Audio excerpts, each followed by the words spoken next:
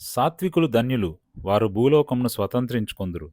మనం జీవిస్తున్న ఈ ప్రపంచం, మన చుట్టూ ఉండే ప్రజలు, మన సంస్కృతి ఇవన్నీ బలాన్ని, శక్తిని, అధికారాన్ని, ఆధిక్యతని, తెలివిని, ధైర్యాన్ని మెచ్చుకుంటాయి. అయితే ఇక్కడ యేసయ్య సాత్వికులు ధన్యులు అని అంటున్నాడు. సాత్వికంగా ఉండటం అంటే సున్నితమైన, వినయపూర్వకమైన లేదా విధేయత కలిగిన ఒక నిరాడంబరమైన, అణకువ కలిగిన జీవితం జీవించటం. ఇలా చెబుతుంటే మీ మనసులో ఒక బలహీనమైన వ్యక్తి అని అనుకోవచ్చు. కానీ సాత్వికం అనేది బలహీనత కాదు. ఇంగ్లీష్‌లో సాత్వికం అంటే meekness. But my dear friend, meekness is not weakness. సాత్వికం అనేది అదుపులో ఉన్న బలం. అది దేవుని అధికారానికి సమర్పించబడిన శక్తి. పౌలు భక్తుడు చెప్పిన ఆత్మ ఫలాల్లో కూడా సాత్వికం అనేది ఉంది. ఈ రోజుల్లో సాత్వికంగా ఉండటం చాలా కష్టం. అందరిలాగే మనం మనకున్న బలాన్ని, అధికారాన్ని, అందాన్ని, తెలివిని చూసుకొని విర్రవీగటం కాదు. ఒకసారి ఆలోచించండి.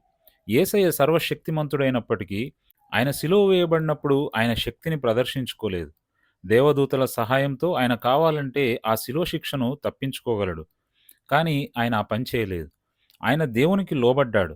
తనను తాను అణుచుకొని మరణ వేదనను సైతం మౌనంగా స్వీకరించాడు. ఈరోజు నువ్వు దేవుని అధికారానికి లోబడితే, నీ బలాన్ని దేవుని మహిమ కోసం వాడి, ఆయన పాదాల చెంత నిన్ను నువ్వు తగ్గించుకుంటే, నువ్వు భూమిని తలకిందులుగా చేయగలవు. ఈ భూలోకాన్ని స్వతంత్రించుకోగలవు.